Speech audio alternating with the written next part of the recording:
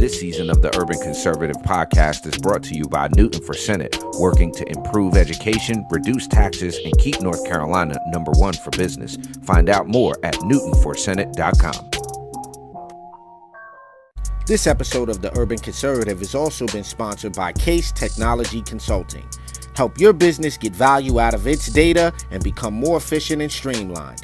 Case Technology Consulting. Check out the link in the description.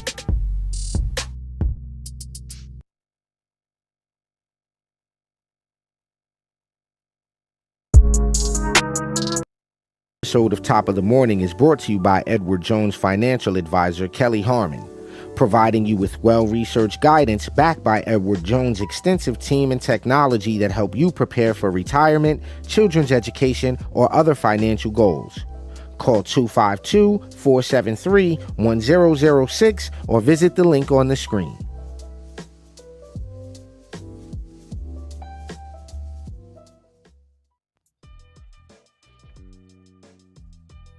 All right, ladies and gentlemen and ladies, it is time for Top of the Morning, the best 30-minute morning show on the internet.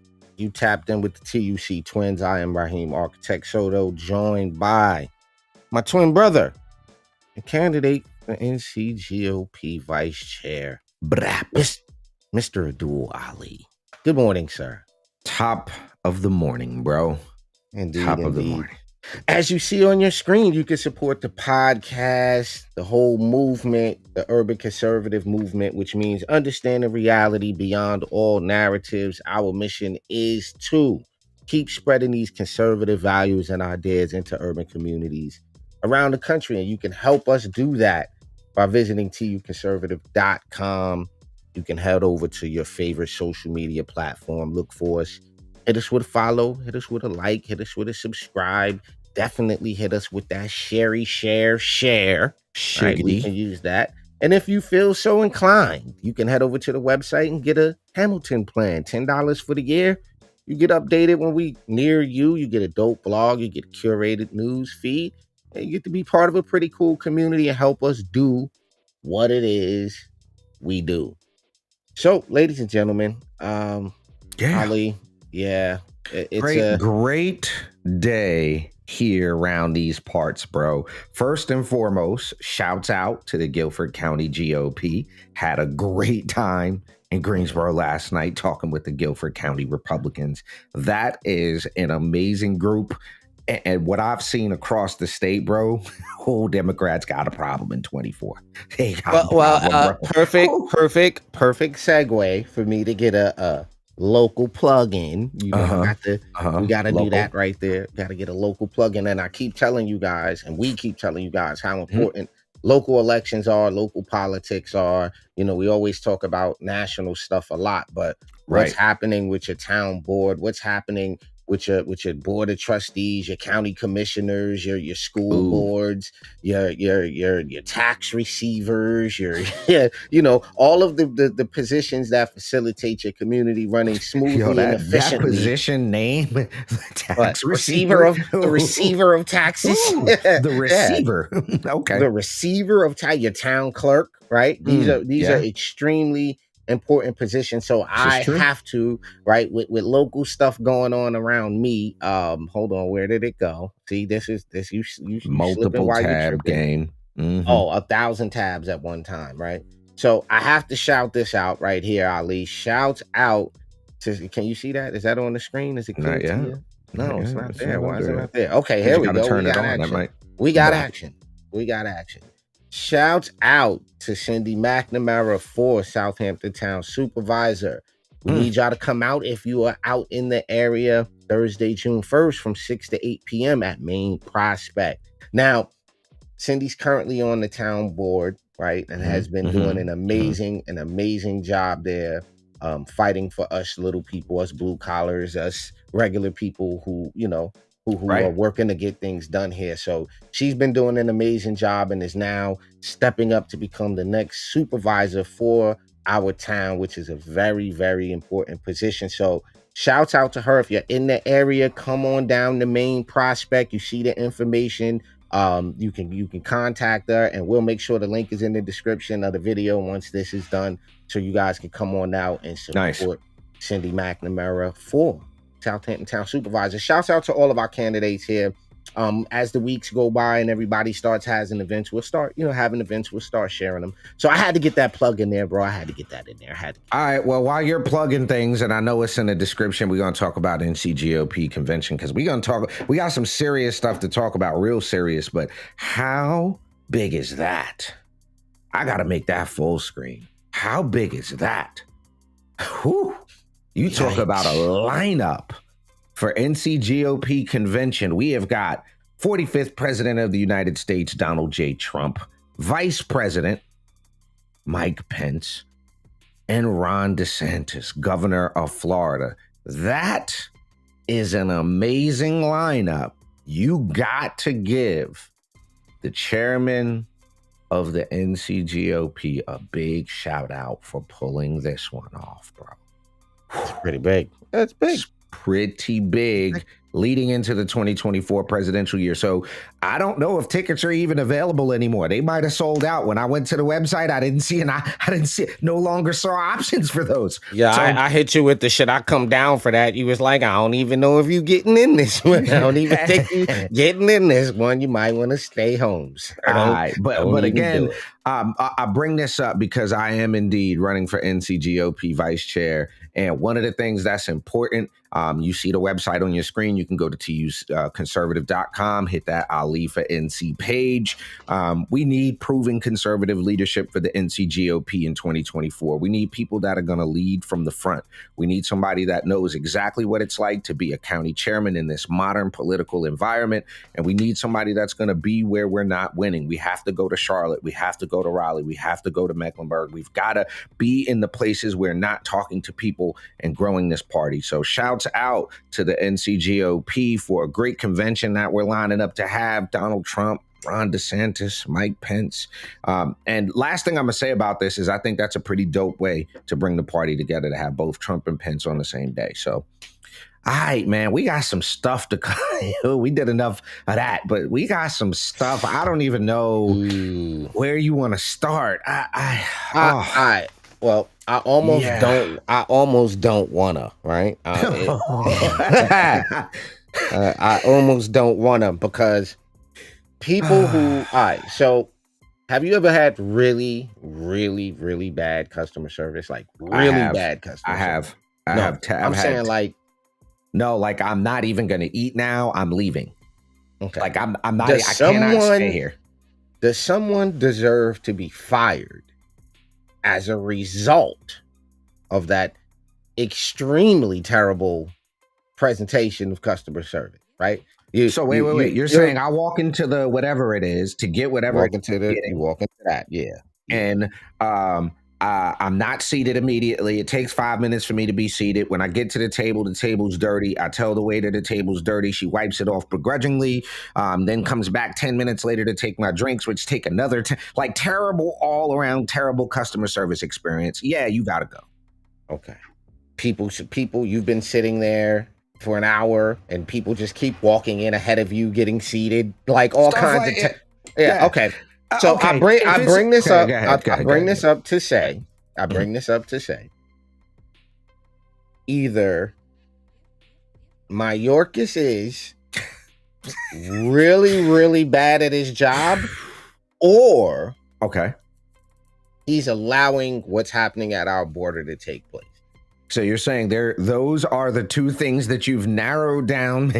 You've narrowed it down to it's got to be one of those two things. So because his statement is so perplexing, right? The statement that he made is so perplexing that I'm confused. Okay. Is the best way to put it. What statement are we talking about? Okay. He says he can't explain the border rush. Okay.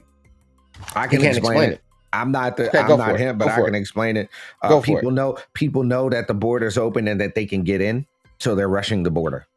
Okay. But he can't explain it. Do you understand the problem? We have a lax immigration policy, which allows any and everyone at this point. It's an open border. We have an open border. Okay, we have a border crisis. In a hearing, he was asked, "Can you explain And this is a quote. This is the question. Okay. Can you explain why you've seen this big surge of migrants in the last couple of weeks? All right. He was Title asked this 42 is about to expire. Simple answer. He was asked this last Friday, and his answer is, it is very difficult to identify the cause, end quote.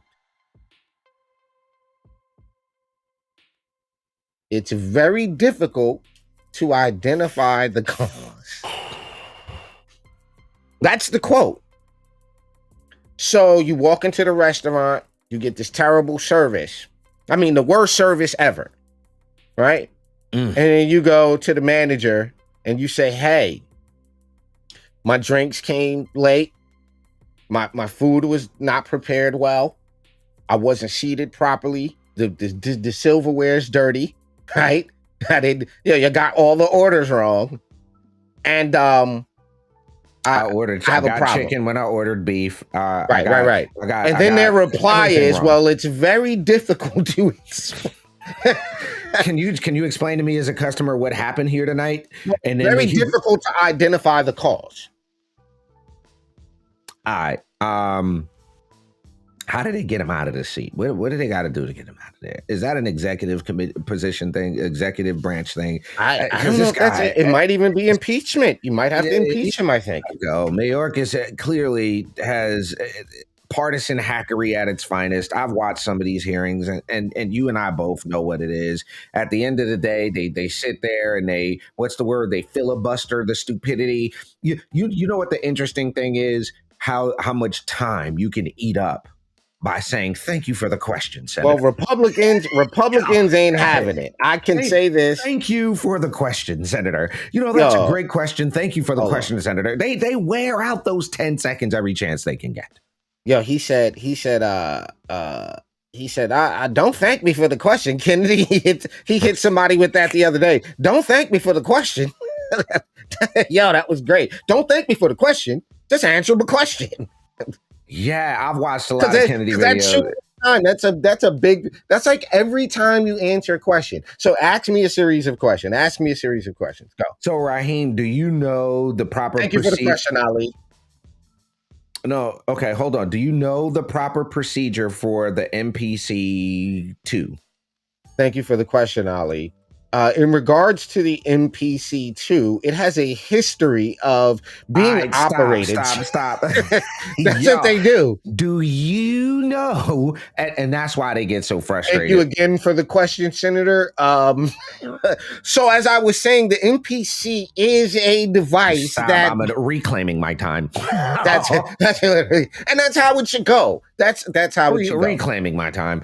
Ladies and gentlemen, you're checking out Top of the Morning, the best 30-minute morning show on the planet. Mayorkas got to get out of there. We're going to take a very quick commercial break. We got round 2 for you coming right after this. Don't go nowhere. Just because you're black doesn't mean you have to vote Democrat. This year, in order to see benefits for our communities, we need to vote outside the box. Find out more by visiting us at tuconservative.com.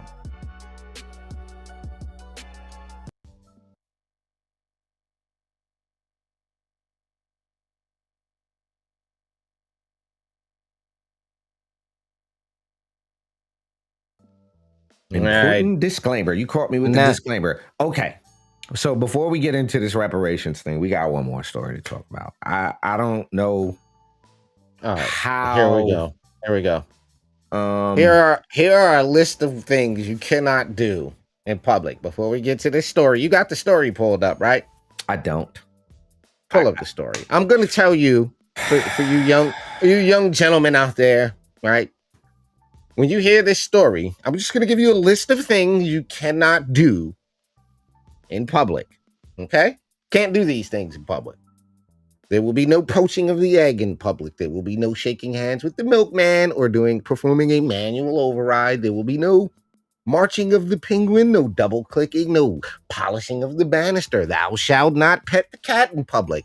You shall not be lone rangering in public view, sir. You shall not box the one-eyed chimp. You shall not celebrate Palm Sunday in public. You will not be nulling the void. You will not be visiting the safety deposit box in public. You shall not find Nemo in public. You will not cuff the carrot. You shall not cook cucumbers. You will not take the self-guided tour in public. You may not downstairs DJ turn on the sprinkler, shuck corn, soften the peach, spear the bearded clam, or paddle the pink canoe in public. You may not troll the Bermuda Triangle, take selfies at the bean. You can't do that.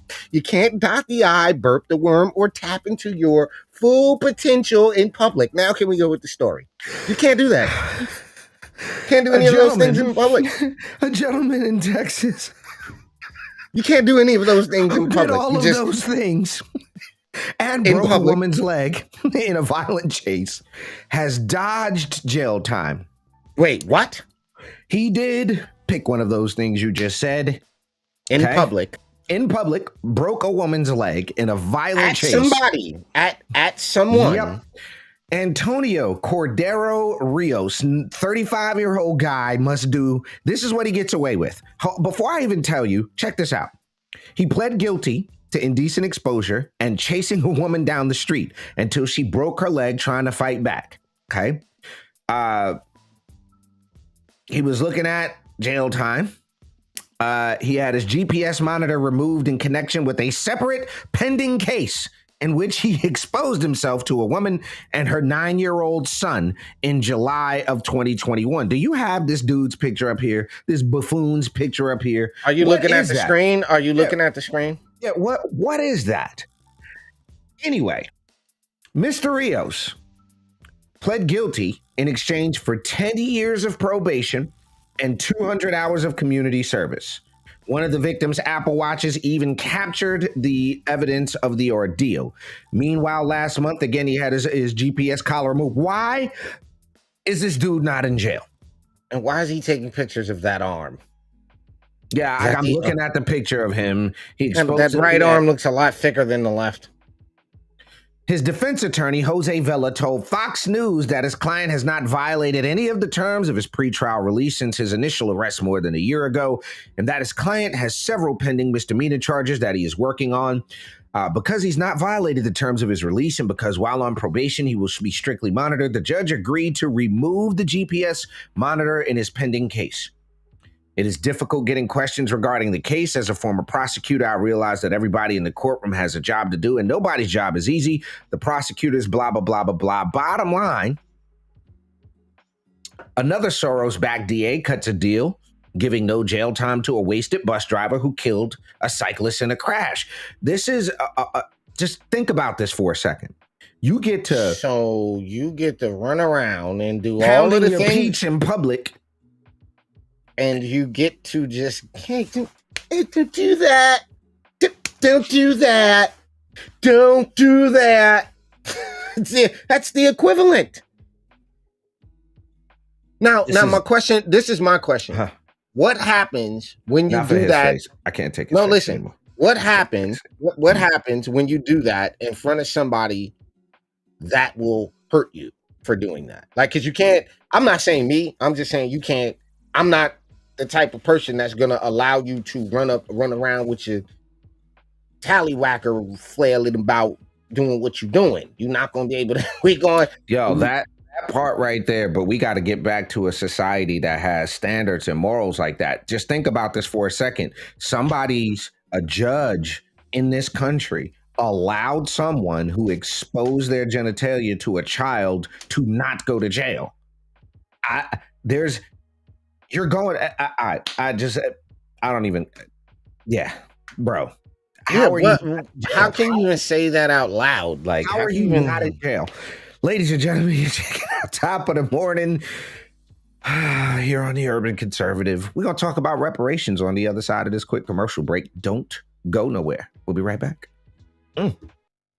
Just because you're black doesn't mean you have to vote Democrat. This year, in order to see benefits for our communities, we need to vote outside the box. Find out more by visiting us at tuconservative.com.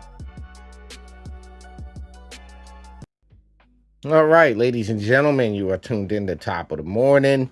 Got to remind you guys, these are just our views. You know, these don't represent the party and nobody else. These are just our the things we look at, the things we think, and I understand sometimes people don't like to hear certain things, right? I understand True. it That's may be true. upsetting to Yeah. hear Yeah. things, right?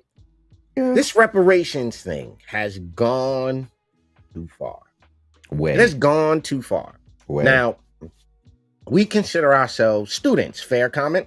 Fair statement, Ali? Fair. We Very consider fair. ourselves students, right? Very fair. And one of the people we've studied, in a long list of people we've studied, right? Because we've studied the John Heinrich Clarks of the world. We've Yes. studied the Ivan Van Sertimers and the the Sheikh Ivan Van- Antidiops and the keep going. Oh, the Sheikh Antidiops and the Dr. Benz and the we've got them all. We did them all. We've got every single one. But I think there's a school of thought that the people who are pro reparations are coming from. There's a school of thought, and they misuse the teachings of people like Francis Cress Welsing and Dr. John Heinrich Clark. They misuse those teachings, and then the problem becomes idolization. You make idols out of these teachers, right? Instead of saying this is information that I'm to look at, and information is always updating. We're always discovering new things. Fair? Fair. All right. So real quick, Ali, I want to take a look and make a comparison. I want to make a quick comparison between two of our quote unquote. I don't even know what the quote unquote is. All right. Yeah. Go for it. Go for it. What are you gonna do? Before we do anything, let me just stop you right now. Take a look at that.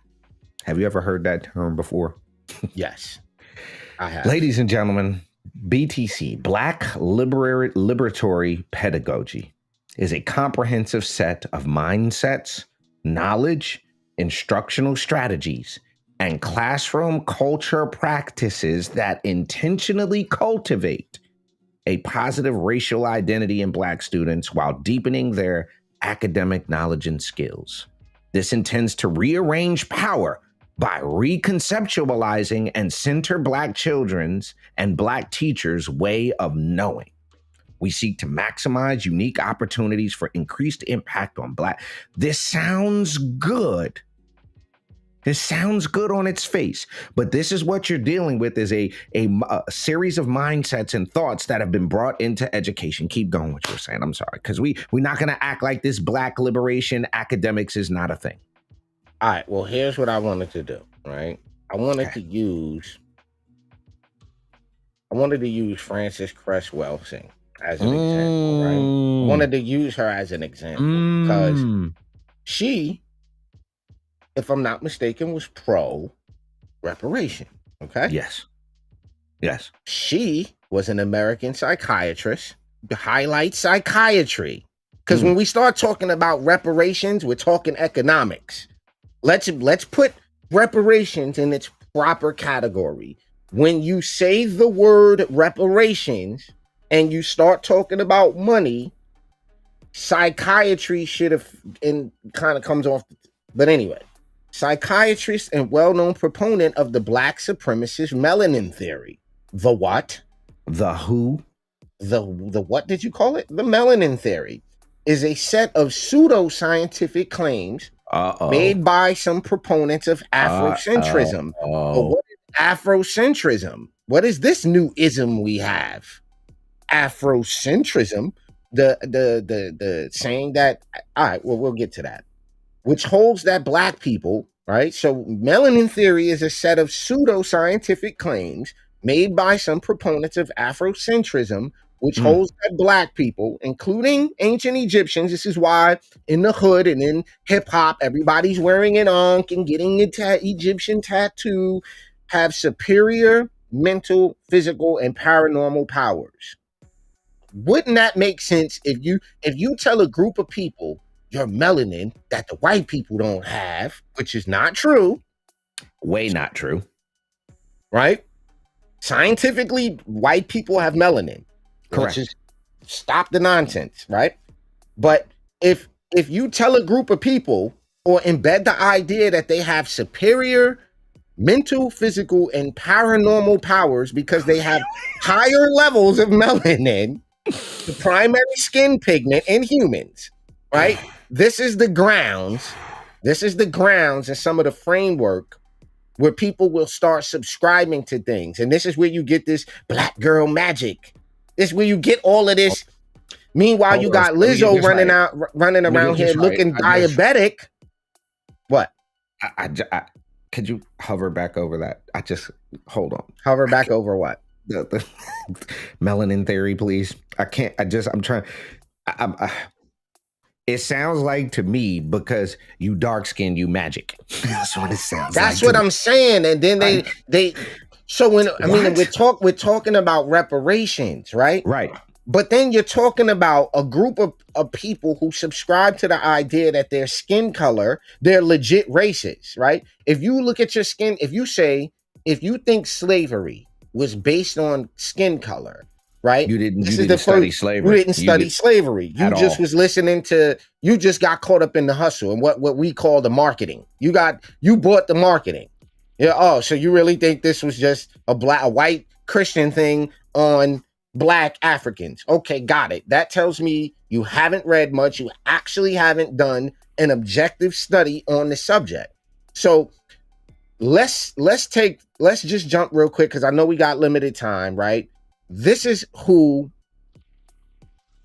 Thomas Sowell, ladies and gentlemen. A lot of our conservatives will know who Thomas Sowell is, right? Right. But really quickly, early life. Sowell was born in 1930 into a poor family, segregated in Gastonia, North Carolina. Right. Not anybody that watches our show, not one Black person that watches our show, stop me if I'm wrong, okay, grew up in segregated Gastonia, North Carolina, besides what? Clarence Henderson? Somebody Clarence Henderson's age? Yeah, right about that.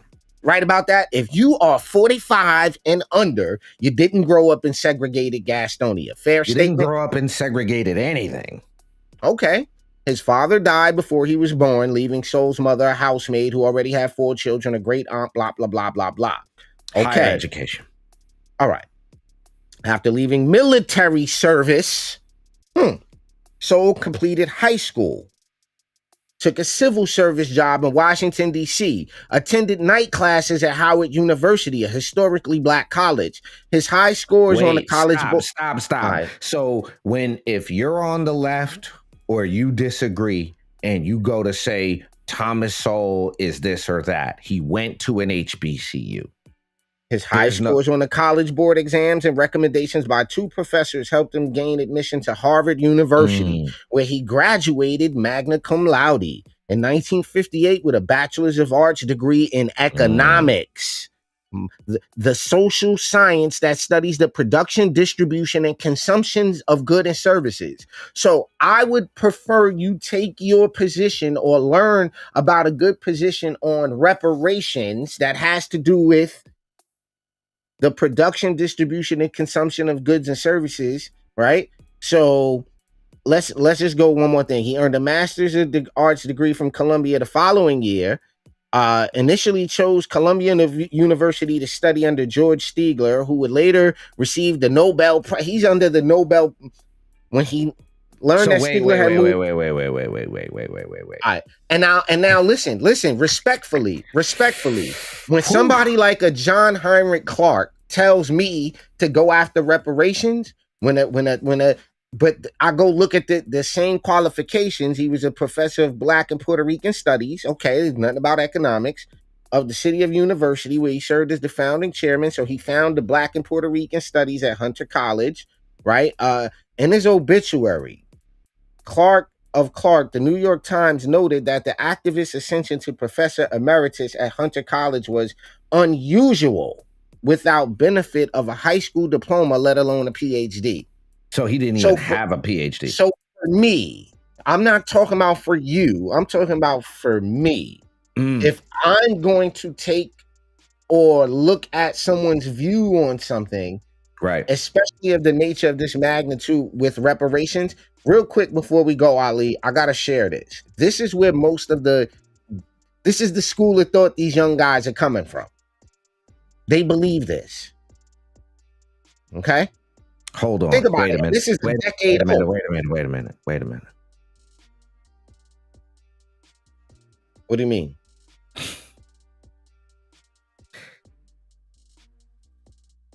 All right. I'm not, again,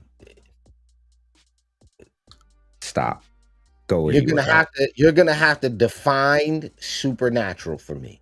When you say supernatural, do you mean that black people can perform? I'll tell you what. Let me drop you off in Iceland. Let me drop you off in Scotland, black person, and let's see how magical you are away from a tropical environment. And adversely, let me take the white person out of the Icelandic area and bring them to a tropical region and see how they fare. So, how can we sit up here and say individuals with more melanin cannot perform? Simply put, you okay. Yeah, we don't speak any differently than anybody else. Ali, you have to. This is what I'm saying. Like, this is I'll the call problem Valerie with later. this I'll is call the this Valerie. is the problem. This is, and I unfortunately I don't know how to. You can't. We can sit up here and say that because we So can. wait. Hold Stop. on. This is what you do. This is what you do. This is how you get rid of this argument, right? This is what you do. You type in the word biochemistry, okay? Once you type in the word biochemistry, right, you're a branch of science concerned with the chemical and physiochemical processes and substances that occur within living organisms. Right. The statement below, biochemistry disagrees with anybody, right? Nah, you can't. No, it's not a theory. It's called pseudoscience. It was designed to make you feel good. Everybody, if you don't know anything about your body, you will believe that statement because black people live off the sun and the whole rest of the nonsense that comes along with this melanin theory. Hold on, let me go back to this. We got to go back to this now because it's a perfect example of what we're talking about.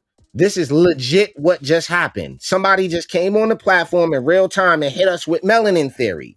Melanin theory posits that individuals' responses to social stimuli are determined by, oh, so here you go up here.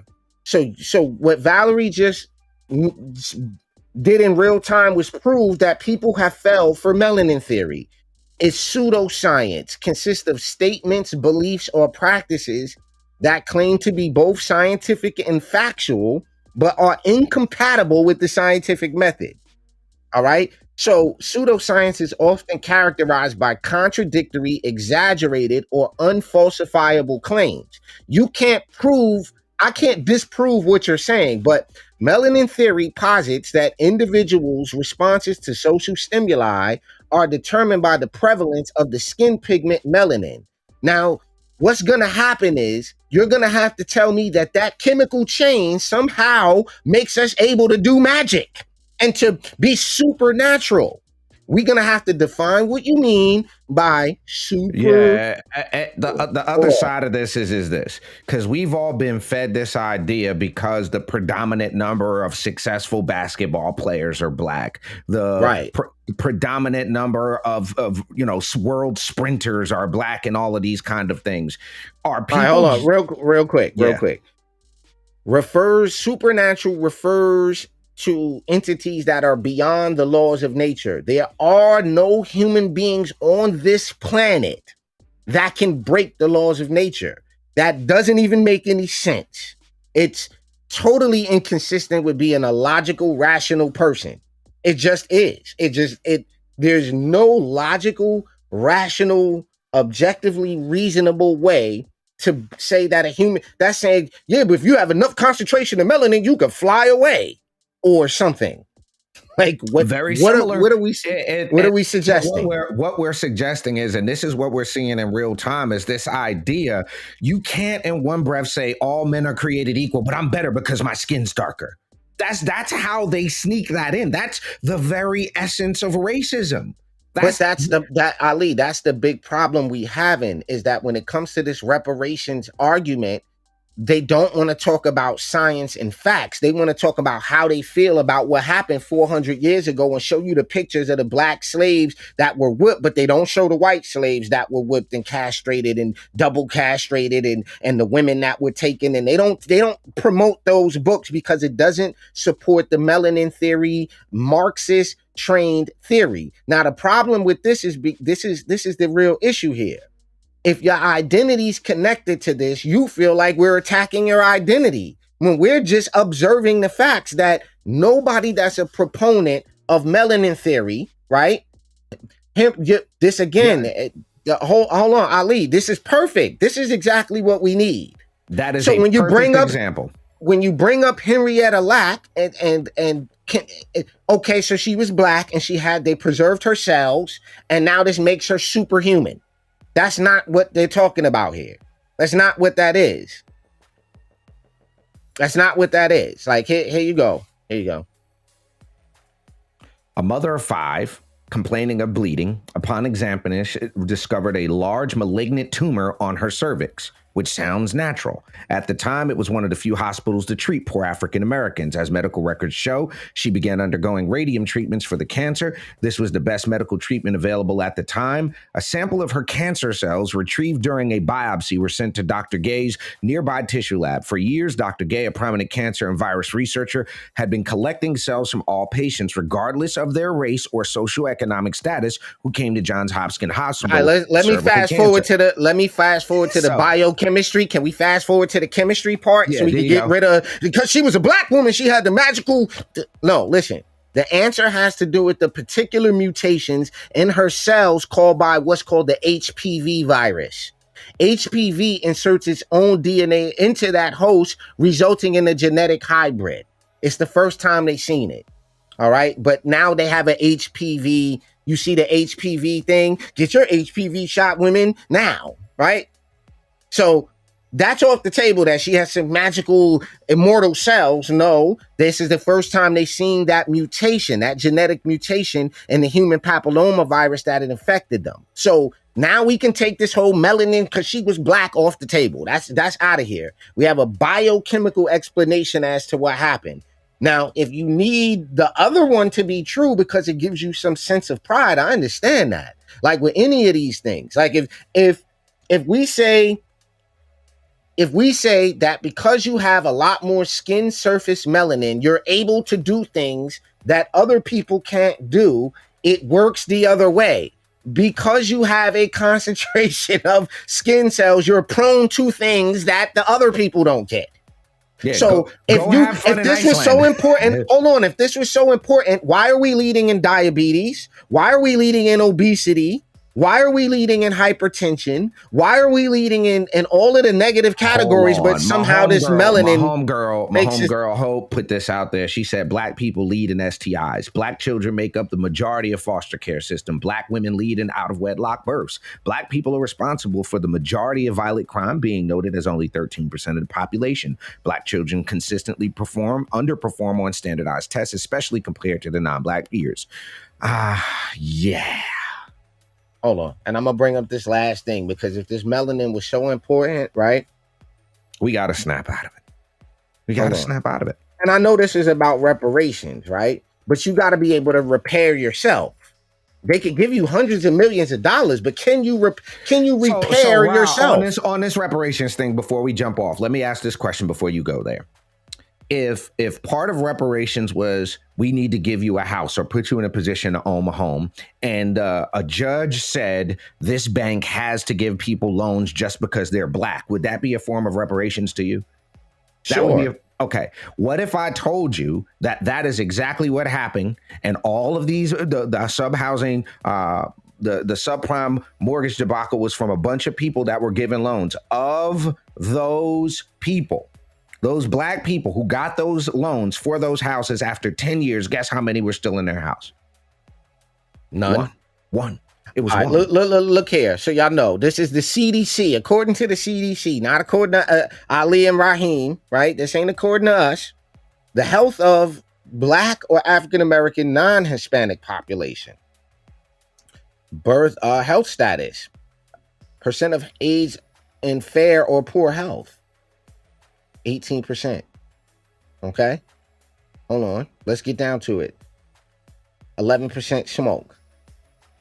Percent of men age 20 in the black community and over with obesity is 38%. Women age 20 and over with obesity, looking like Lizzo, 55%. Over half of the black population of women are obese, bro. Yikes. Hypertension, 20% of men age 20. Now we can start it's the stress of the white man, and it's the stress of the system and the reparations, and because of the nobody's forcing you to eat the fried chicken and drink the alcohol every day, right? Percent of men age 20 with hypertension, 56%. Women age 20 with hypertension, 57%. And or taking medication. All right. Percent of adults 1864 without health insurance is 13%. They seem to be able to get ID to get that health coverage. Percent of children without health coverage, 3.5. Number of deaths. Leading cause of death, cancer, heart disease, cancer, and then COVID-19, which is questionable, right? At best, that's questionable. But what the point is that with all of this magical melanin, with all of this supernatural melanin, with all of this emotional connection and lack of study about simple biochemistry, just the basics, right? If you just say, well, what is melanin? I challenge you to show me some. Show me melanin. You need to show me melanin. Take some out. Tell me how much melanin weighs. That's what I need to know. And good luck with that.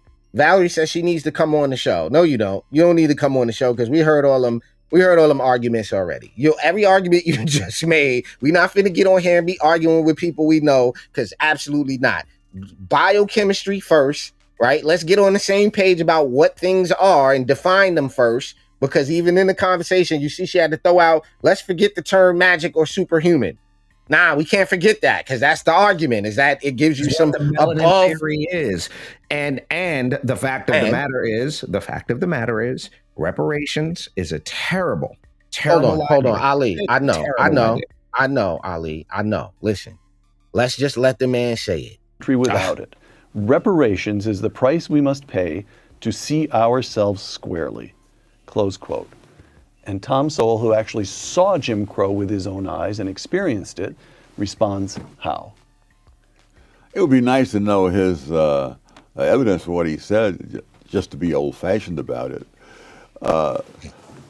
What? No, just to be old-fashioned. It would be nice to know his evidence for what he said, just to be old. So this is where we get it from. We want evidence. You can't just tell us something. You got to give us evidence. Got to give us the evidence. All right, hold on. Let me you can just say it. Oh, it's because in ancient Kemet, it was the, what? Old-fashioned about it.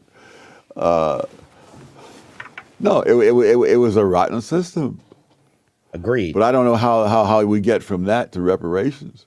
I mean, what we see in the United States in terms of the bad things, you see all around the world. If you were to give reparations to everyone whose ancestors had been slaves, I suspect that you would have to give reparations to more than half the entire population of the globe. Slavery was not confined to one set of races. I suspect that most of the people who were either slaves or slave owners around the world were neither white nor black. I mean, this was... Come on, y'all can't do this with... Stop, yo, Rob, hold on. Y'all can't do this, Listen. Look at this. I didn't mean to do this to you, but we just pulled up biochemistry. He pulled up the... All right, yo, this is why I said no, Ali. This is why I said no, because we not finna get on here and argue. Nah, we absolutely, I don't know what show you are watching, but we definitely pulled up all of the facts. And all right, let me do it again. Let me share through the tab. Let's do it one more time before we go. One more time. Share through the tab. Wait, hold on. Here go. There go that tab. There are the facts about what melanin theory is. So because you might have missed that part, right? There's the facts about melanin theory. Why is Thomas Sowell qualified to make the statements that he made about what he just said about reparations? Is because his education determines such. No, but you got to go back, but stop. What you got to do is Okay. go back, because she might have missed the part where we covered where this melanin theory stuff comes from. The people that are instilling these So ideas. we came back Hold from on. this. The Francis Cress Welsings of the world, There the you John go. Henrik Clarks of the world. These are where these ideas come from, and these are the people that put it. It feels good coming from a black woman who has a doctorate and she's a psychiatrist, so she has what's called the. All right, let me tell y'all the lecture. So it feels good. Let me tell you the lecture. All of sports are racial code for sexuality because the gun is shaped like a penis and it shoots and it ejects. Think about the sports. Each sport, like golf, you take in a shaft, and it's all of the sports have balls. Why do all of the sports have balls? This is her theory. The sports have balls because they're big brown balls, right? And they're big brown balls, and you play basketball with a big brown, and you play football with a big brown ball. But golf is played with a little white ball, and you have to sink the white ball into the black woman's black hole. The hole represents the black woman.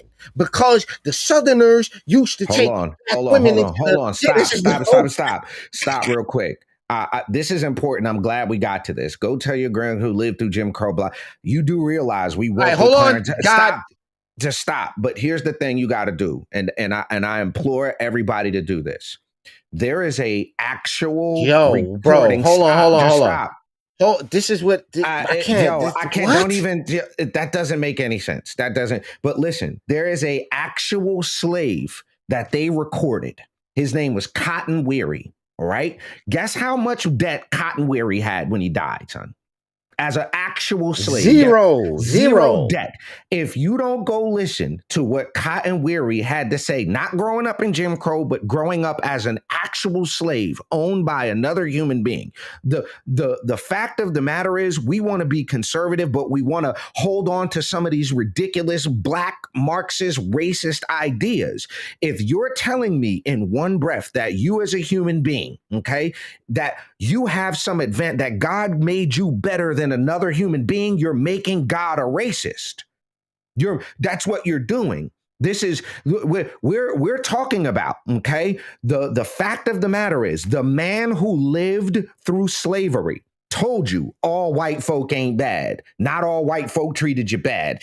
Don't borrow nothing from nobody. Don't go into debt for things that you can't buy in cash. I ain't never borrowed nothing from nobody. Nobody never borrowed nothing from me because I don't want if I give somebody, like there's rules to follow. Yo, listen, bro. Yeah. But I said just Google stuff. Oh, Jesus. Just Google. Just type in Google. The dark brown melanin pigment, melanin. Wait a minute.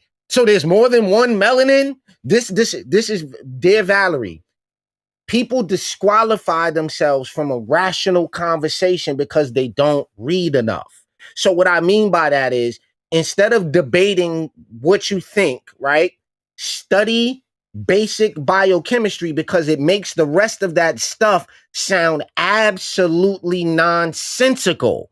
If you just get the basics of biochemistry and then you get into the basics of electrical engineering and how electricity works, you would understand that dark brown melanin pigment, melanin colors eyes and to protect our skin from. It has also been known to conduct electricity, but too little for any useful application, right? Until now. But then when you read the article, right, what happens is you keep scrolling, you keep reading. You gotta learn that they have to put the truth in there. Too little for any useful application until now. And then when you see the cell, Ali, you got to buy the water machine. You got to buy the electrolyte water machine that then is going to be conducive to raising the... You know what I'm saying? Not the electrolyte water machine. No, you end up, if you get the pH balanced water and then you activate your melanin chakras by going outside, and then what you got to do is get the unk with the Egyptian crystal. You end up one of these bat itch crazy zealots, pro-black, what do you call it? Melanin theory zealot. Listen, I just fall back to this right here. And Hold on. What's the difference between melanin theory and white supremacy?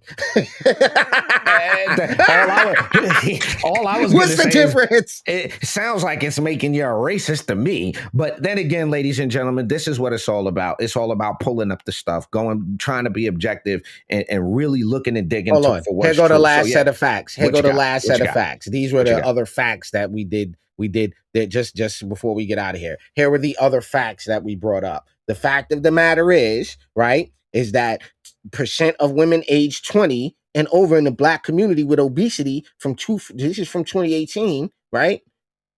2019 is 55%. I can't imagine this went down. I can't either.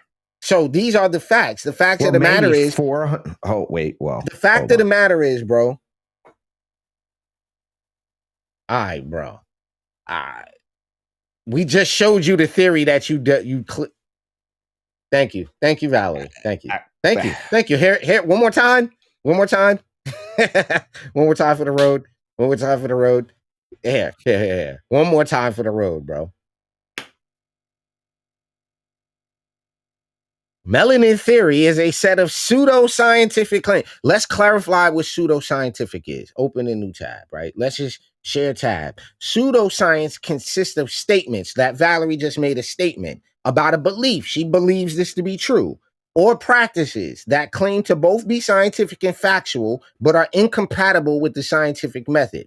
Pseudoscience is often characterized by contradictory or exaggerated or unfalsifiable claims. Reliance on what's called confirmation bias, which is no matter what we say it's not about Sister Valerie. No matter what we say to any of these people, they already have confirmation bias. The tendency to search for, interpret, or favor and recall information in a way that confirms or supports your already believed thing. So nothing we say here is going to convince her that she doesn't understand what she's talking about at all. It's totally what we call pseudo. And confirmation bias is the psychological mechanism we have to deal with in our community. Confirmation bias. Stop. Sheikh Anta was a linguist, Valerie. He was a linguist. Oh my God! This you gotta stop. You missed the part where we told you we did all of that already. We did all that already. Hold on, but look. But it's a reliance on confirmation bias rather than rigorous attempts at refutation, a lack of openness to evaluation by other experts, absence of systematic practices when developing a hypothesis. So your hypothesis is that an explanation for a phenomenon. So your explanation of certain phenomena that take place in a human is their amount of melanin. That's your hypothesis. It doesn't make any sense though. And continued, so the demarcation between science or the line between science and pseudoscience has scientific, philosophical, and political implications. Philosophers debate the nature of science. Diop was an anthropologist. He wasn't a fair enough. Yeah, he was an anthropologist. I was going to correct you, but it has but the problem is that this has pseudoscience is playing a role, right? So let's real quick before we go. So when you hit us with melanin theory, and then you just prove that you subscribe to melanin theory, which holds that Black people, including ancient Egyptians, have superior mental, physical, and paranormal powers. Now, one thing on ancient Egyptians, right? Ali, tell me the cat story. Tell me the cat story on the way out of here. They were afraid of cats. They were afraid of cats. What? They were afraid of cats. You didn't know that? The almighty Egyptians were afraid of cats? They were afraid of cats. He didn't know that? Dosage test? No. Did you not hear me? Black women are obese. Did you catch that part? Are you not catching that part? That heart disease is knocking y'all off, not melanin. The melanin that you're talking about is why the heart disease is killing y'all, because you have such a high concentration of melanin and you're abusing it. You're abusing it. Let's say I agree with you and melanin makes you magical. Why are 55% of y'all obese? Why are 55%? No, it's not bad choices. So how come melanin isn't raising anyone's intelligence? How come that's not happening? Yo, listen.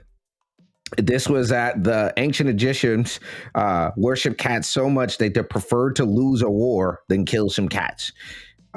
This was the battle of, it was a Persian invasion in the 6th century. The Egyptian army was no match for the Persians, meaning the Persians would conquer Egypt easy. They literally Valerie, just I'm dead serious because I care not just about you, but I care about the health of humans. I'm genuinely have a human concern about people's health. Like when I go in the grocery store and I see really I don't go in the store with you for that reason. When I go in there and I get a physical fit, like it makes me sad to see somebody walking and could barely breathe with a 46.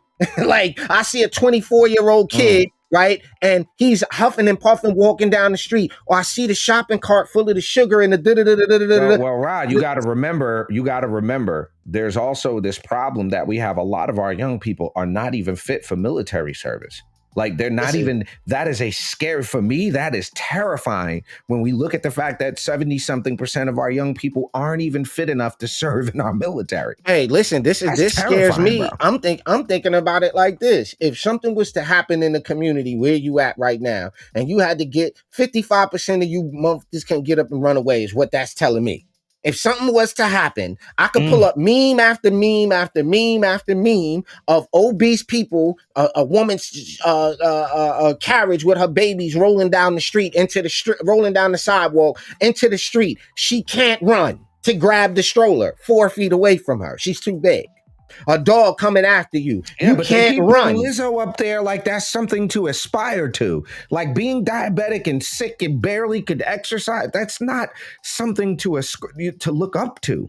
You know, I get it. So you want to have a positive self-image, but you also want to be healthy. Why do you need a positive self-image? Who are you? Good about me. I want to feel good about me. But who are you? Who are you? Who are you? Feel good about what? You're gonna die. What? Huh? What? What? Get an image of myself. You know, I should have esteem of myself. Who are you to be esteemed? What did Cat Williams say? It's called self-esteem. No, but that's the big feel good about you. Yeah, but why should you feel good about you? Like, yo, hold on. What have you done to feel good about you? I'm not saying don't feel good about you. I'm asking, what have you done to feel? You can't, listen, I think it's almost impossible to wake up in the morning, smoke a cigarette, grab a cup of coffee, right? I think it's almost impossible. This is my opinion. Smoke a cigarette, go stop at the Bojangles, get a chicken biscuit, right? Go to a job that you hate, take lunch, get another fast food item, right? There's no way you can live unhealthy and be happy. I don't see those two things. That's my whole point. I don't see how those that humdrum, those.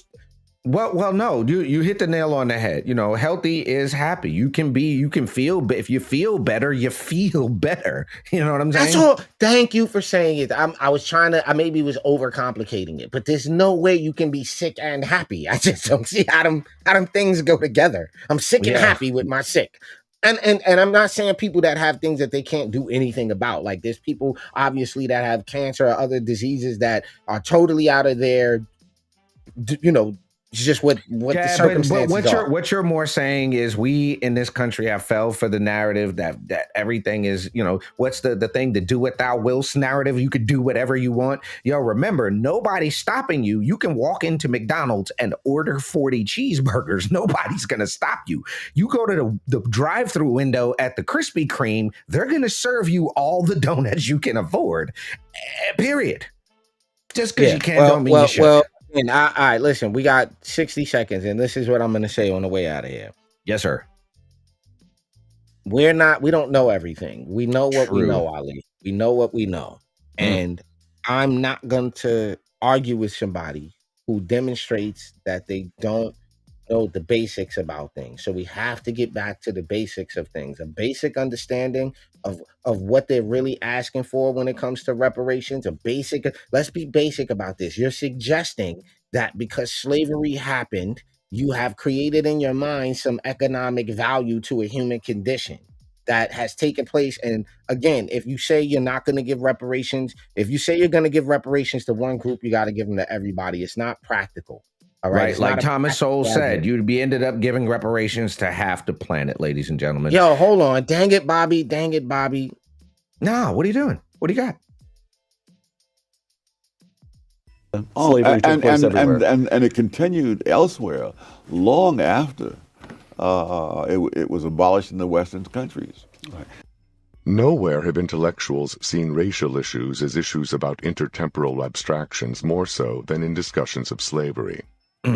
Moreover, few facts of history have been so distorted by highly selective filtering as has the history of slavery. To many people today, slavery means white people holding black people in bondage. The vast millions of people around the world who were neither white nor black, but who were either slaves or enslavers for centuries, fade out of this vision of slavery as if they had never existed, even though they may well have outnumbered both blacks and whites. Whoa. It has been estimated that there were more slaves in India than in the entire Western Hemisphere. Whoa. China, during the era of slavery, has been described as one of the largest and most comprehensive markets for the exchange of human beings in the world.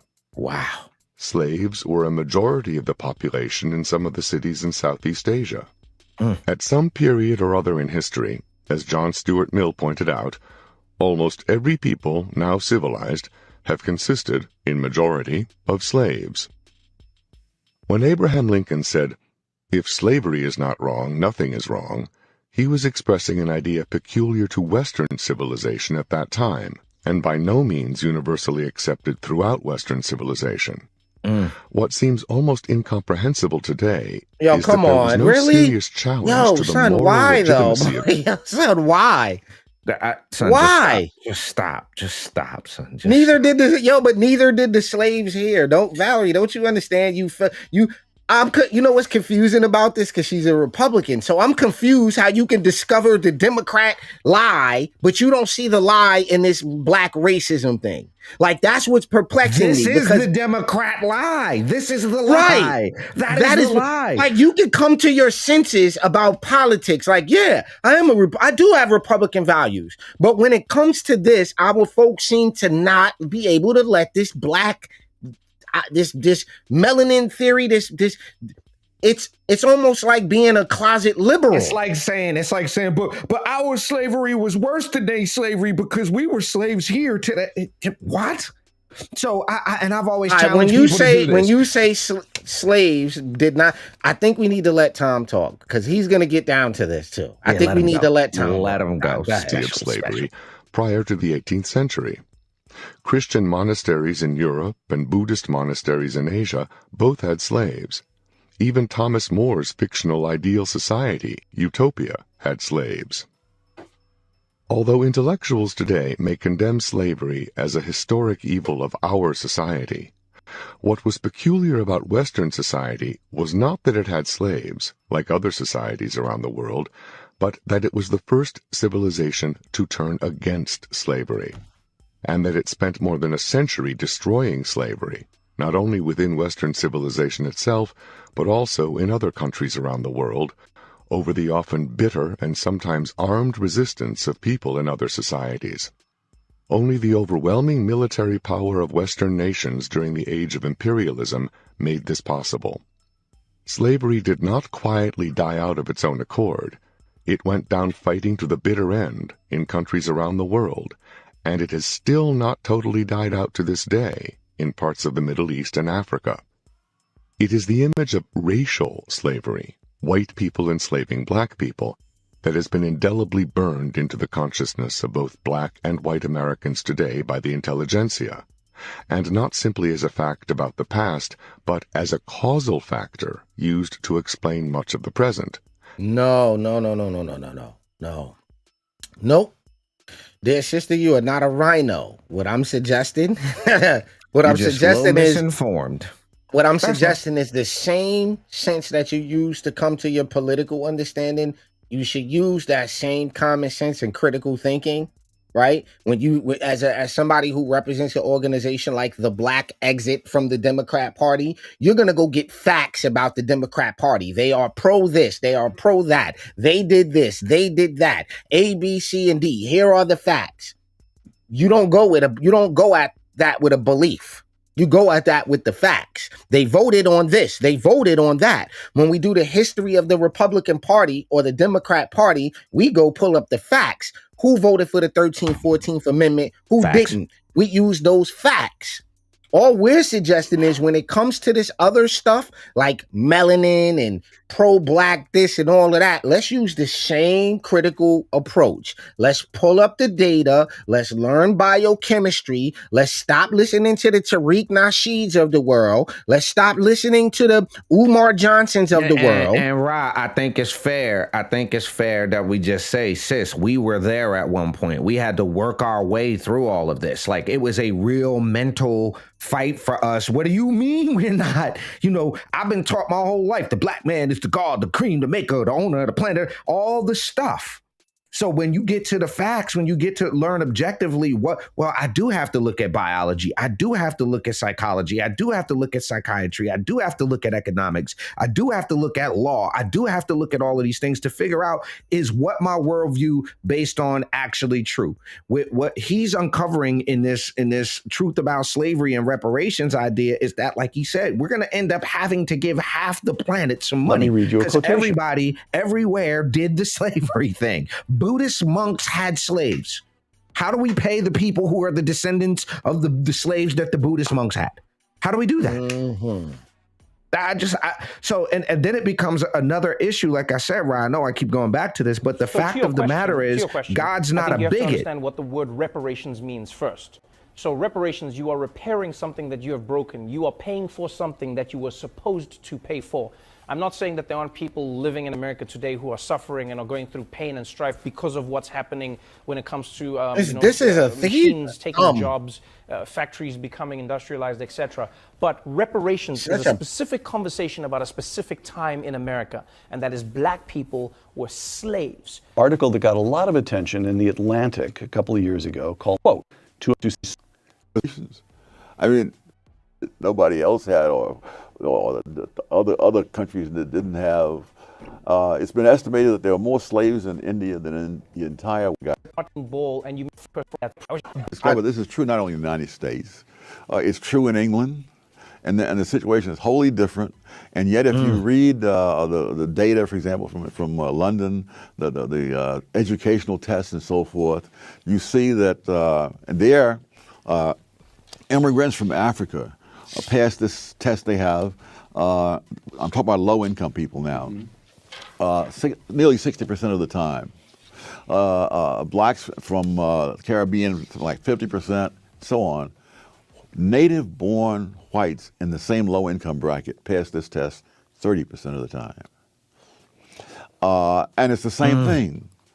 The foreign people come in, they haven't had generations of being steeped in the welfare state vision, the vision of grievances, victimology, and resentments, the idea that there are enemies out there dedicated to keeping you down. That's the message that's been pumped into the head of the white lower class in Britain, and that's the image that's been pumped into the black low-income people in the United States, and the results are the same in both cases. But the thing I tried to explain Rob, to a person, you can't even. First aware of this when I was teaching law. You need so many advantages to be competitive in the game. Is that we ought not to be doing this? There are various laws and policies that benefit one group at the expense of another. But I think affirmative action has the distinction of being one that it harms everybody, though in different ways.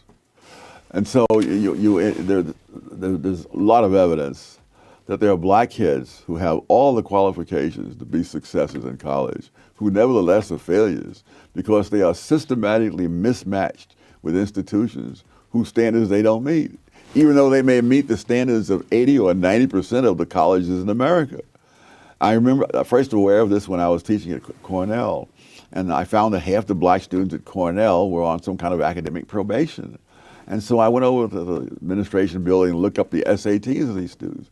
The average black student at Cornell at that time scored at the 75th percentile. Which is pretty darn good. Yes. And so that means that in most colleges in this country, they would have no trouble, and many of them would be on the dean's list.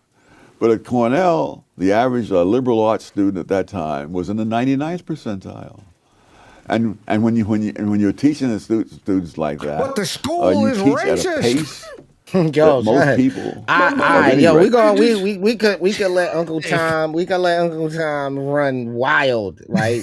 but no. I just want to close out right here, Ali. No, to the dear sister. No, I'm not suggesting you're a rhino. I'm suggesting that there are still liberal biases that you may have when it comes to certain subject matter like race. Part of the identity that because of this identity crisis that some of us have, anytime there's an enemy present or something that makes us feel a lot better about ourselves, we gravitate to those things. So we had to deal with that. That's not something. Yeah, it's understandable. Yeah, it's understandable, totally and I'm not being like mean or stuff like that, but you can tell. It's like you can tell when somebody doesn't know what they're. I don't know what other way to say that. When somebody doesn't know what they're talking about, like you just don't. You don't have enough information on the subject to have a rational discourse about it. Because if you can provide me the evidence for the claim that melanin makes us enter the adjective supernatural or lack thereof makes you less super, if you can provide the evidence that doesn't require me to believe you, I'm in. I'm in. Right. I'll change my way of thinking and I'm in. All right, sounds good. Ladies and gentlemen, a little extended version of Top of the Morning today here on the Urban Conservative. We appreciate everybody for hanging out with us. Again, if you haven't done so already, hit us up, tuconservative.com. Get yourself a membership. I am looking forward to being in a county near you. Again, Abdul Ali for NCGOP Vice Chair. You just hit that. Ali for NC Tab on TU Conservative. We will see you guys bright and early tomorrow morning for Top of the Morning. We promise it'll be a 30-minute morning show tomorrow. But this reparations thing is serious. All right, ladies and gentlemen, we'll see y'all. Have a positive, productive day. We'll see y'all next time. Peace. Just because you're black doesn't mean you have to vote Democrat. This year, in order to see benefits for our communities, we need to vote outside the box. Find out more by visiting us at tuconservative.com.